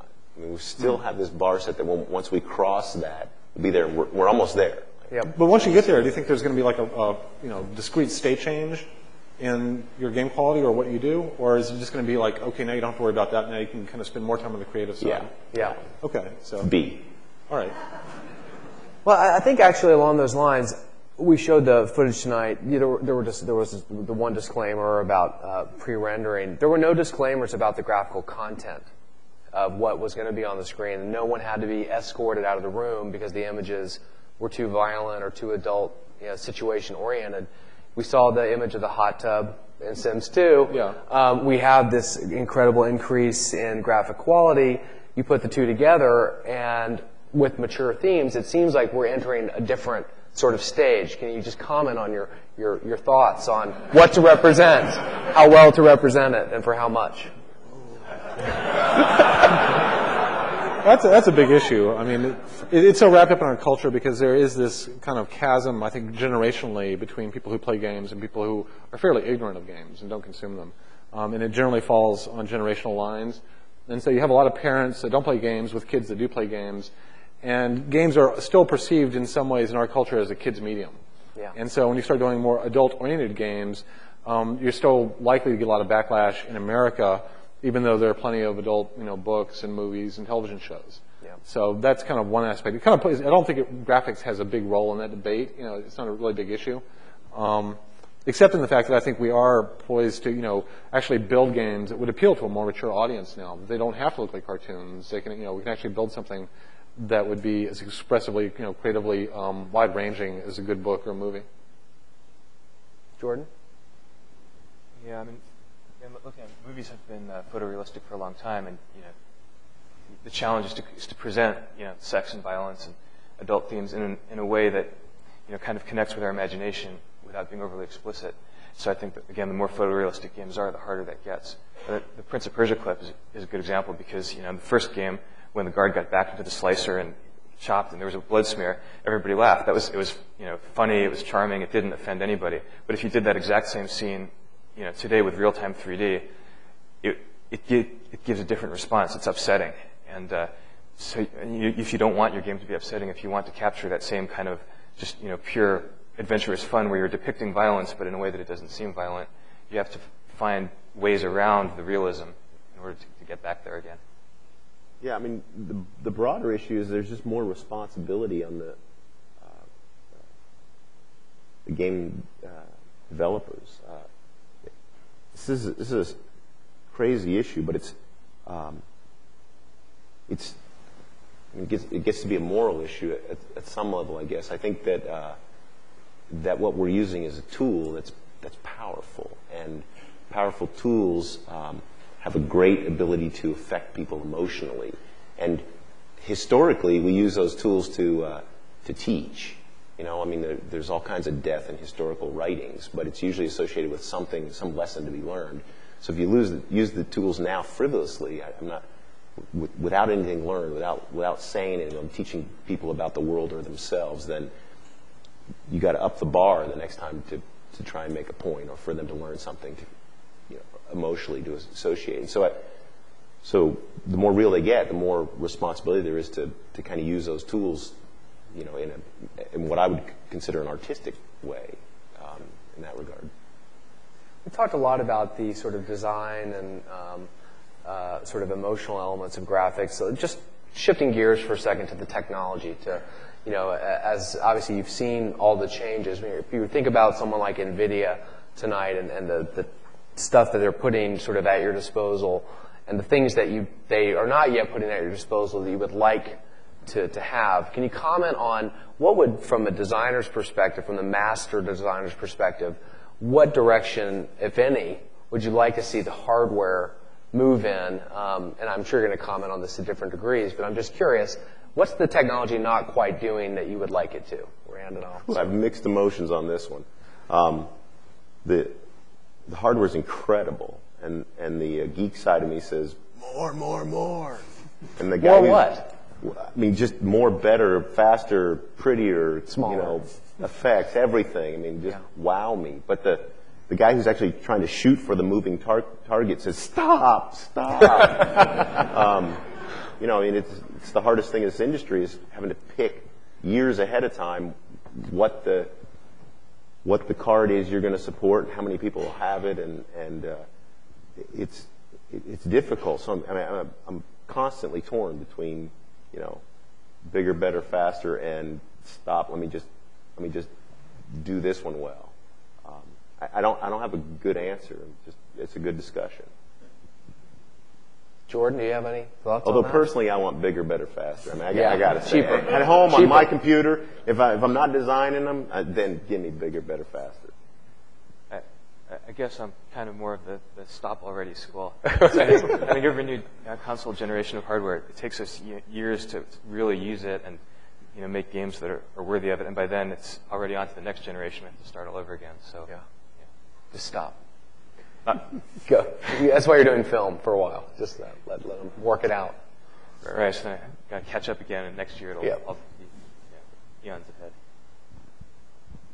Will, anything you look for or would dream about or wish was there? It's hard for me to think in those terms because I tend to want to think from the inside out of the game. You know, one thing I really want is to give the players more creative expression within the game. Yeah. And so, you know, right now we are spending a huge amount creating, you know, static content that we fill up a CD-ROM with and then ship with the game. You know, I'm interested kind of at a very deep level, and I think this is potentially a very big trend in the not-too-distant future of heading towards what I call procedural content or algorithmic content. And this is rather than having a lot of static content that we have a team of artists create and then ship with the game, find ways to create the content on the fly, you know, and make it very malleable, and also give the players very leveraged tools to create that content. You know, whether it be graphic content, objects, you know, characters, environments, sound content, music, whatever. How can we make more of that procedural and algorithmic so that we can actually, you know, on the fly create the world as the player moves around, and we can create the world completely unique to that player, and give, you know, and as a result of that, give the player a much wider range of choices, a much more open-ended game. You know, the main thing that's really limiting how open-ended these game spaces are right now is the content battle that we currently have to fight. How many artists do we have to hire to build this world, and then how much experience, how many verbs can we then program into the world? Right. The more we can make that entire process algorithmic, the more this experience opens up to like this limitless kind of universe of experiences a person can have in a game. Right. So you don't have to think about every single little blade of grass or every leaf or every sort of puff of dust, but you can sort of have those elements, those building blocks, which can then be sort of put together in response to the user versus having to be sort of well thought out and planned in advance. Yeah, you can take any piece of content in a game and imagine an algorithmic solution to it, or also, you know, a way that the player could customize that object or thing. You know, there's this group in Europe called the demo scene that make these very elaborate demos for a computer that fit in very tiny little memory blocks, you know, like 64K of memory, and you run the thing, and in fact, it algorithmically generates about 100 megabytes of data, you know, these rich 3D environments, generated music, generated wave files, generated animation, and they're developing techniques to generate, you know, huge amounts of interesting data out of very, very simple, you know, elegant little compressed algorithms. Yeah. And this is a skill that game developers used to have, you know, back in the 8-bit days. That was the only way to do a game like Karateka, was to find all these little tips and tricks to compress things and generate them algorithmically. But since the CD-ROM came out, you know, and very cheap hard drives, storage is cheap. So basically we've lost that skill set, and now we attack all these problems with brute force. I think, you know, we've lost something by kind of dropping that skill set. That's actually interesting. I mean, there's a certain level of debate there, and maybe it's not debate, it's just it's a transition, because in many ways, that would be something that we plan every little blade of grass. Let me just put it that way. I mean, that's what we do well. It's not because we want to. It's because to some level, if it's the algorithms to date have not satisfied us. And so in many ways, that's one of the things that I'd look for is, man, I could use some algorithms that would help us along the way doing things so that, I don't have to do meticulous stuff. But I got guys in the office who are putting rocks in places, in particular. Well, for ways. anything, I mean, it's always a cost benefit, right? So you can say, okay, maybe the world looks a little less, detailed, a little less realistic. Yeah. But at the same time, we can now let the player walk anywhere. We don't have to have a static map. And so I think if you start looking at the cost benefits of that, there will be a lot of cases where, that cost is lower than the benefit, But I don't see, the game industry really looking in that direction. Basically we're figuring out how do we hire more artists? How do we have them do more polygons per model? Which feels to me like we're kind of going the wrong direction. Well, it seems like it's got to be a mixture of the two. You're going to have to jump in here anytime. Go back and forth on you. Because if you go all the way algorithmically, it seems like you get a lot of space that may not be quite as interesting to explore. And if you go all the way our way, it's like there's no way you can build the worlds that people, you can't keep up with people exploring through them. In our particular case. So something. Right. Well, you bring a lot of art to that world building. So, I mean, that would be a really, really interesting thing to look at is, could you imagine, building an expert system for your creative process in world building? Yeah. And how might you formalize that, into some system? Right. That's the kind of stuff that would excite me, past the, when I reach the photorealistic level and it's like, okay, now we can do real-time photorealism. That realism, that's the kind of stuff that's like, wow. Or even like storytelling like Jordan does. I mean, there's this kind of idea of procedural storytelling, that might be generated. I think the answer to your question really gets down to, for each game, where is the fun in that game? Where's the joy for the player? And does boosting the hardware increase that joy? And it can in different ways. I mean, you have here three totally different kinds of games. I mean, for one of Will's games, if you can have more calculation going on, creating that world on the fly, that makes the game deeper, richer, more fun. And for a game that that's an expression of a world that you've created, it can be that much more beautiful and so forth. For my kind of storytelling action game, it's the main benefit to having better graphics is that you can have a more cinematic presentation. You can have like an entire army on the screen in real time instead of just having 4 soldiers and finding a way to make that look like an army. But at the same time, that also poses new challenges because if the fun of the game revolves around the player controlling in real time his own acrobatic movements, then the more realistic that world gets, the more difficult it gets because it's if you've got because you've only got so many buttons on the controller. The controllers are not getting sophisticated at the same rate that the graphics are. So if you've got this beautiful photorealistic world, you start to say, well, where's the door? Yeah. Because in a really schematic game, all the doors look like hexagons and they're all red. So when you see one, you're like, there it is, I'm going to go straight for it. But if you're trying to do a photorealistic palace, you start having, your job gets more difficult. Yeah. I think it also gets to the question of just design in general about the open-endedness, the player-created experience versus the story-told, planned experience. And there is a real merit to both. They both have value. And to your point about realism, I thought, when Flight Simulator got to the point that he had to be a pilot to use it, that was like the end of the road for me with that. So we're here tonight. This is the last question I'm going to ask. We're in this historical setting. We've all had a chance to walk, see the machines and the technology of the past. Maybe just talk a little bit about the technology of the future. Subject is graphics. We've talked about what's likely to happen on the screens as we know them today. It seems at some point the logical progression is beyond the flat screen that we currently use today. Can you just talk for a minute about will we really get to a different place as far as 3D experiences that go beyond a flat screen? And do you expect that in your lifetime? Do you expect to be making games for a truly sort of holographic style world? I'll start with Rand. Yeah, the biggest issue for me now on that is just implementing it without putting something on your head. I think real 3D makes things come alive. If you ever looked we've created for all of our games, the little visual viewers, taking the side-by-side pictures and put them up there. And we show them to people, and their first response is, whoa. I mean, there's something that just brings it to life. So it's just a matter of the interface becoming not so obnoxious, and I think we're on the edge of that. It seems like, you know, I hear about this stuff. I haven't seen it yet, but so it seems like a natural progression. Jordan? Yeah, well, there is one track that's going towards virtual reality, you know, the kind of immersive world where, you know, you put on a helmet and, you know, you don't have to use a controller. You can just kind of move your arms or, you know, maybe just move your eyes. And, you know, is that a game? I don't know. And I don't think that's going to be the only path that games develop on, too. I do think we will get there in our lifetimes. I don't know if it's going to be fun in the way that games are fun. I think it might be kind of creepy and addictive in a totally different way that society is going to have to grapple with. Will, you got the last word on this. You know, for me, computer graphics in games are already beyond where I thought they would be in my lifetime when I started in computer games. You know, and what that, to me, it just kind of highlights more and more the asymmetry between the, you know, the output side of the computer versus the input side.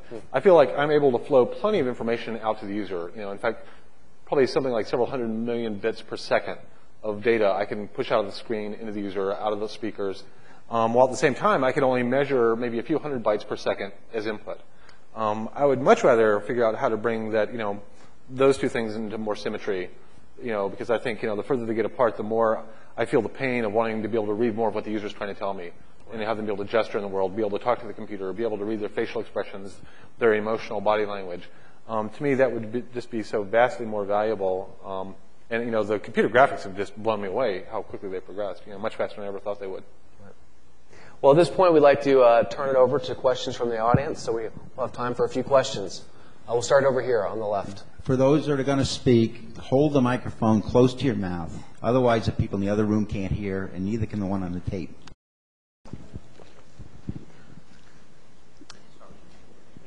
Hello, my name is Chuck Berg, and a few years ago I had the privilege of being the VP of Engineering at Silicon Gaming doing high-technology slot machines for the casino industry. And one of the things that was very important to me in that role was all of the creative people that were focused on gameplay and character development and all those artsy things, at the same time that the engineers were worried about technology and algorithms and physics and so on. And in those moments when we would brainstorm and say, wow, you mean we can do that? And I'm wondering, can you, each of you share some of those, wow, you mean we can do that kind of experiences between your artistic people and your technology people?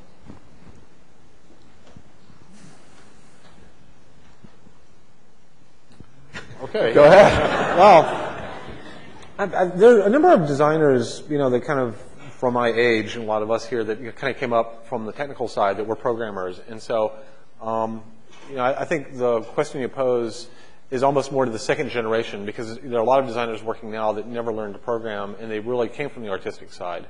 When I work on a game, I still to this day try to be very involved in the underlying software architecture, and so I fundamentally feel like I have a pretty good basis of what we can and can't do, and I'm usually like the one pushing the engineers. It's not usually the engineers coming and surprising me, unfortunately. You know, I think it's, you know, the generational shift, like in the consoles and the new graphics cards, that, you know, to me, again, you know, that ramp has been a lot faster than I would have expected. And so I'm continually having to reset my expectations about what's possible, you know. So I'm counting the number of polygons in a scene that I'm using right now, and people are telling me, you know, don't bother counting the polygons, it's irrelevant. We're fill-bound, you know, or whatever. So the limitations that were, you know, applying to me 5 years ago are rapidly disappearing due to the underlying architectural issues of the hardware. Any other aha moments of yes? Well, one was with Myst. I mentioned earlier we were gonna hand draw all the images in Myst, and you know, we did some looking around at software, rendering software, and it was one of those, wow, you can do that, you know, and it was a aha moment. Well, I had a number of those on the Sands of Time because I hadn't done a game in a few years, and so to realize things like reverse kinematics, you know, that you could have a character and you could have, if there was a bump, you know, like a rock on the ground, the character could automatically put up his leg and his foot would be standing on that rock, even though like the animator hadn't thought about that or worried about it. I was like, I didn't know that computer characters could do that yet, so it's kind of a surprise. Next question. Over here? Yes. Greg Weinstein, PC Register. All three of you started with the Apple II in the early days. Were you aware of Roberta Williams' The Wizard and the Princess? And if so, what effect, what influence did this have on you? Wizard and the Princess. I played that game. Boy, that game really upset me. There was this one rock, and you'd always pick up the rock, and the scorpion would bite you. And oh man, that game had a very rigid topology. It was an adventure game, much like Zork or something like that. And I found it really interesting. I played the game almost all the way through, and from that point on, I never really wanted to play another adventure game until Tim Schafer came around and started making adventure games. Although I don't put Myst in that category at all. For some reason, Myst didn't feel like an adventure game to me at all. Myst was a world that I went and I lived in, and it was immersive. You couldn't die in Myst. That was one of the great. It was instant death was a common theme. It was move, save, until Myst came along. Well, it was also like a Japanese garden. I could sit there, I could relax in Myst, and I didn't have to worry about the scorpion killing me.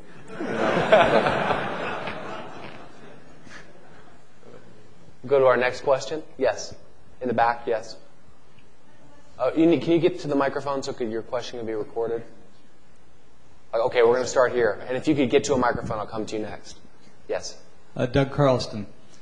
First of all, I want to say what an honor it was to have a chance to be all of your publishers, and how surprised I am to see all three of you together. Why does that surprise you? Well, I think the three of you ought to work together sometime on something. Oh. But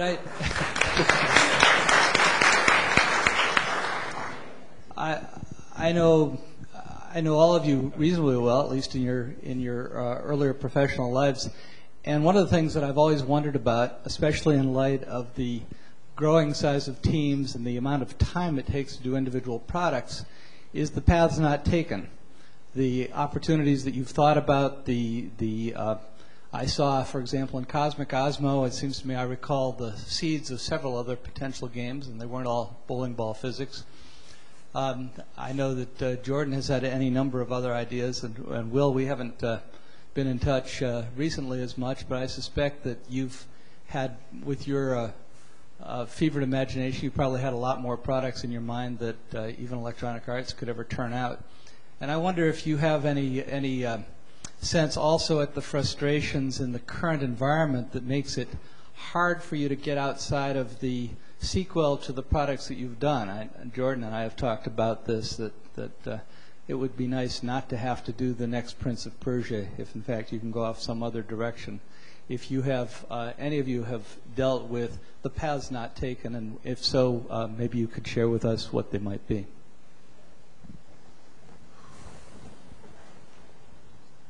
Jordan?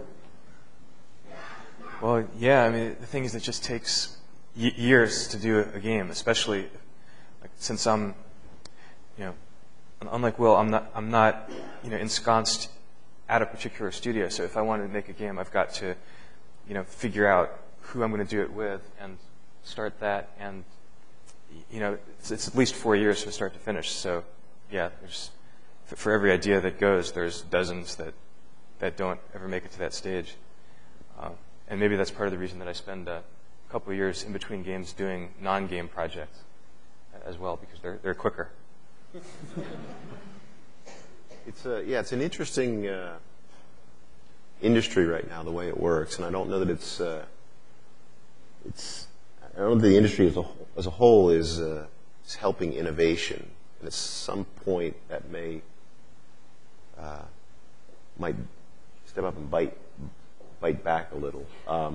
There's a real tendency to kind of do the sure thing, and I understand it from a publisher's point of view. Is if you're going to dish out $5 or $10 million, you'd like to recoup a good section of that. But there's not an alternate way to reward the innovation on the other side.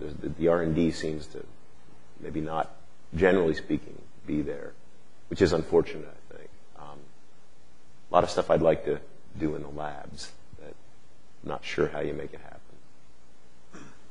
Well, the path's not taken. Yeah, I've worked on several, maybe like 4 or 5 games that for various reasons I dropped. But that was okay for me because for me, The first third of a game is a blast. I love doing the research. I love being in this open-ended creative space. The second third is kind of, fun working with the team, if you enjoy the team, you're kind of getting your nose to the grindstone. And the last third is a pain in the ass, really. I mean, getting these things out the door is the hardest. Yeah, finishing a game is like the hardest thing you'll ever do.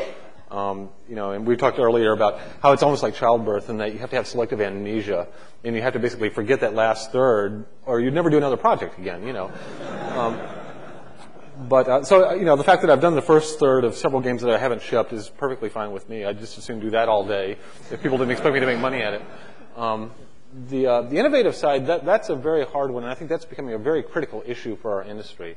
In the early days, every game that came out on the Apple II was a completely different genre. And, it was amazing, And at that point, there was just like no limits, just like you could do anything in a game. And, we haven't, scratched the surface. Over time, people started getting into this chicken and egg problem. They didn't want to buy the game unless there was some expectation that it would sell. They thought it might sell because there was a game like it before. We started pigeonholing these things into genres, basically populating these local maxima of game design space, and now we have whole giant, kind of squatter communities living on top of these local maxima that we call genres. And it's pretty rare that you get the opportunity to run off in the woods and start looking for another mountain. But it's one that luckily, I'm able to take and kind of try to do. But at the same time, you have to kind of realize within the big business side of games that it's those franchises that basically pay for the exploration. It's the franchises that you can kind of maintain over years, whether it be The Sims or Madden Football or whatever, that actually pay for you to send off an expedition to the new world, that may or may not succeed. Let's go back to I want to go back to the person who I had to skip before because she couldn't get to the microphone. Yes, you.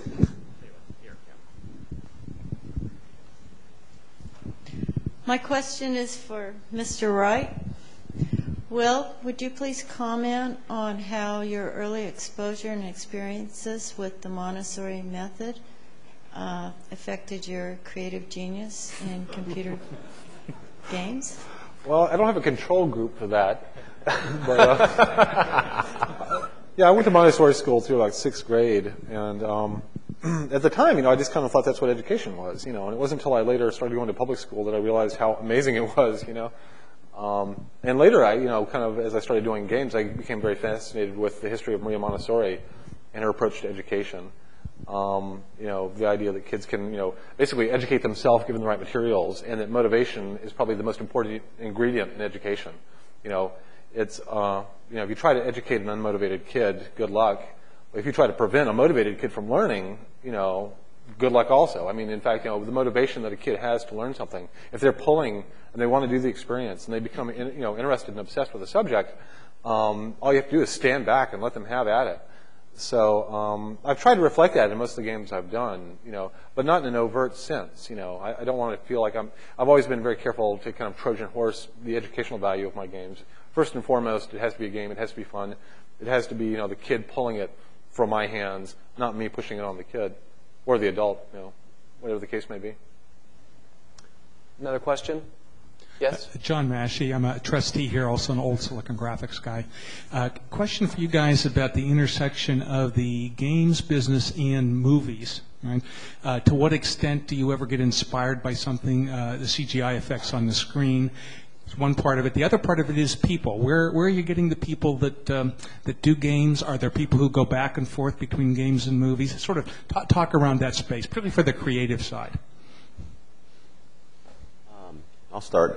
We're real inspired, at least from the artistic side, by the motion picture stuff. We have movie days at the office where we go and get inspired.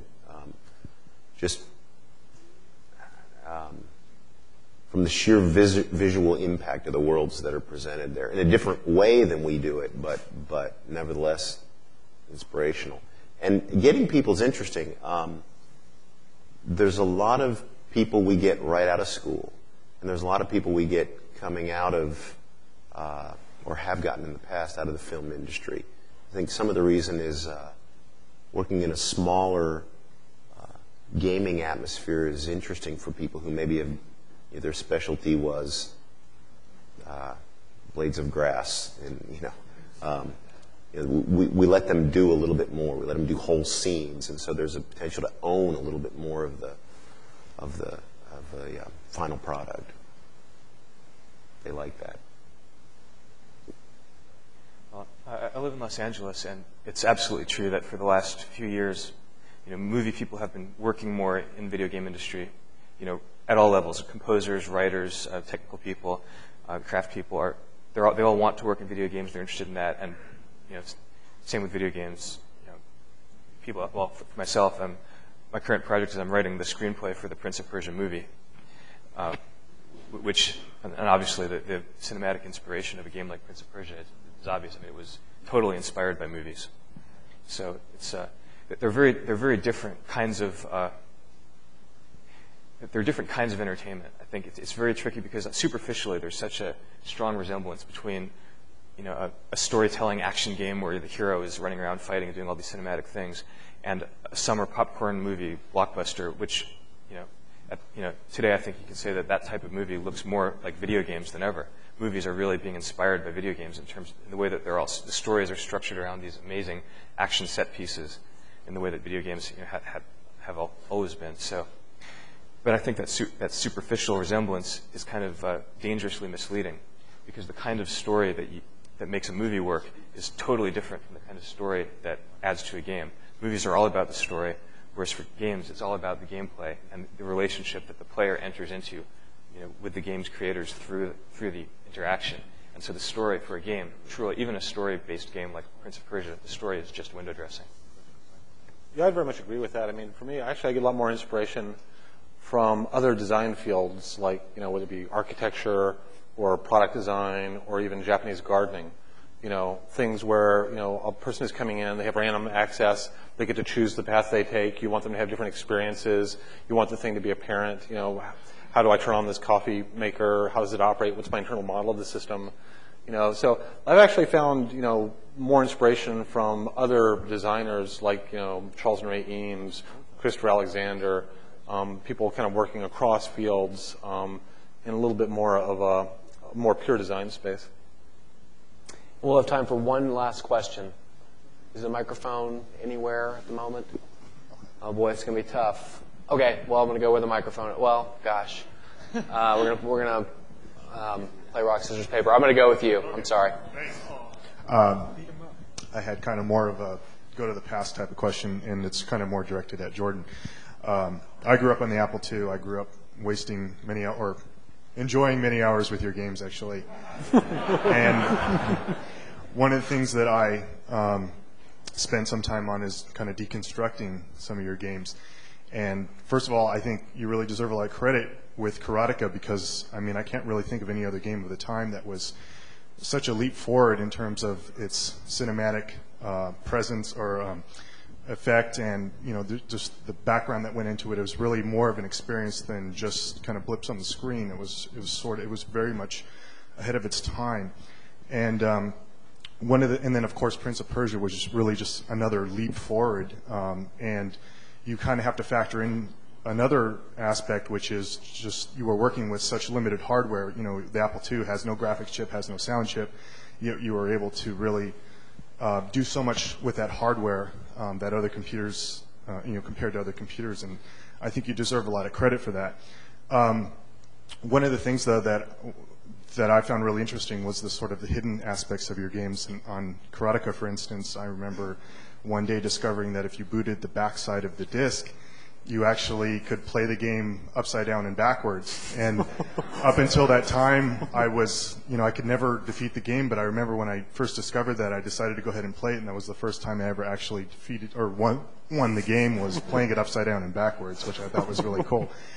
And then kind of my question is, on Prince of Persia, I found some really interesting things, and one of the more interesting ones was on the flip side, when you turn the disc to continue playing the levels. If you hit the caret key during any disk access, a video appeared of somebody waving out at you, and it was a low-res graphics thing. So I was wondering if you can just kind of explain what that was all about. Wow. Well, as far as the upside down part, the man responsible for that is sitting just almost immediately in front of you. The programming trick was very simple. It was just a matter of inverting the Y table. But to actually put that on every disk meant that the people who were recording the disks, because it had to be done by hand in those days, had to flip the disk over and do it twice. So that increased the cost of goods by something, I don't know, Doug would know how many cents it increased the cost of goods. So I remember, coming with a team of backup, going into Doug's office and asking if we could do this, and explaining how cool it would be that some people who were very naive about computers would actually call tech support saying, I'm playing this game and it's all playing upside down. And then the tech support person could have the sublime joy of telling that person, well, sir, you just need to take the disk out of the drive and put it in the right way.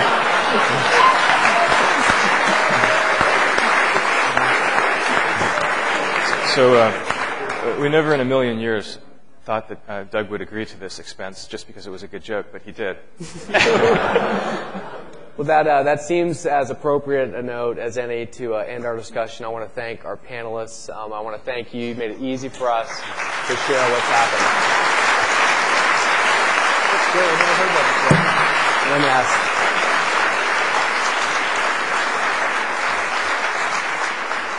This has been a grand evening. I think we've gotten some insight into geniuses who really are multidimensional at the intersection of technology, art, and psychology, and as a result have given millions of people billions of hours of enjoyment. So thank you for that.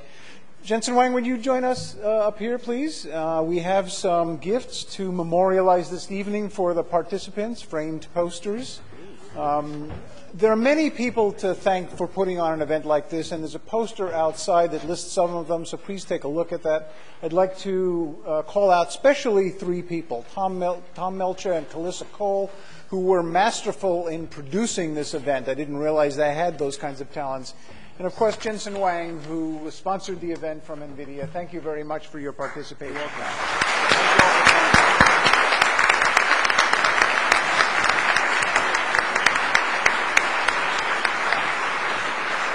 Thank you all for coming, and please come again.